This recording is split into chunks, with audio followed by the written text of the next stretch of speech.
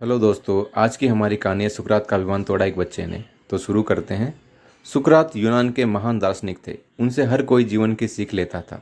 इससे सुकरात को अपने ज्ञानी होने पर गुमान होने लगा था। एक दिन सुकरात समुद्र तट पर टहल रहे थे। उनकी नज़र तट पर खड़े एक रोते बच्चे पर पड़ी। वो उसके पास गए और प्यार से बच्चे के सिर पर हाथ फेरकर पूछा, तुम क्यों रो रहे हो? लड़के ने कहा, ये जो मेरे हाथ में प्याला है, मैं उसमें इस समुद्र को भरना चाहता हूँ, पर यह मेरे प्याले में समाता ही नहीं। बच्चे की बात सुनकर सुकरात विस्माद में चले गए और स्वयं रोने लगे। अब पूछने की बारी बच्चे की थी।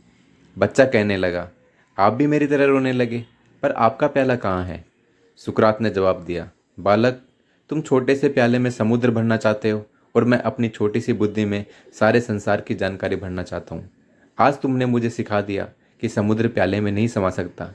मैं व्यर्थ ही इतने वर्ष बेचैन रहा। यह सुनकर बच्चे ने प्याले को दूर समुद्र में फेंक दिया और बोला, सागर, अगर तू मेरे प्याले में नहीं समा सकता तो मेरा प्याला तो तुम में समा सकता है। इतना सुनना था कि सुकरात बच्चे के पैरों में गिर पड़े और बोले, बहुत कीमती सूत्र हाथ में लगा है। हे परमात्मा, आप तो सारा का सारा मुझ में नहीं समा सकते, पर मैं तो सारा का सारा आप में लीन हो सकता हूँ। ईश्वर की खोज में भटकते सुकरात को ज्ञान देना था, तो भगवान उस बालक में समाकर आ गए। सुकरात का सारा अभिमान ध्वस्त कराया। जिस सुकरात से मिलने को सम्राट समय लेते थे, वह सुकरात एक बच्चे के चरणों में लौट गए थे। इसलिए कभी भी अपने ज्ञानी होने पर गुमान नहीं करना चाहिए, बल्कि इंसान की प्रवृत्ति हमेशा दूसरों से सीखने की होनी चाहिए।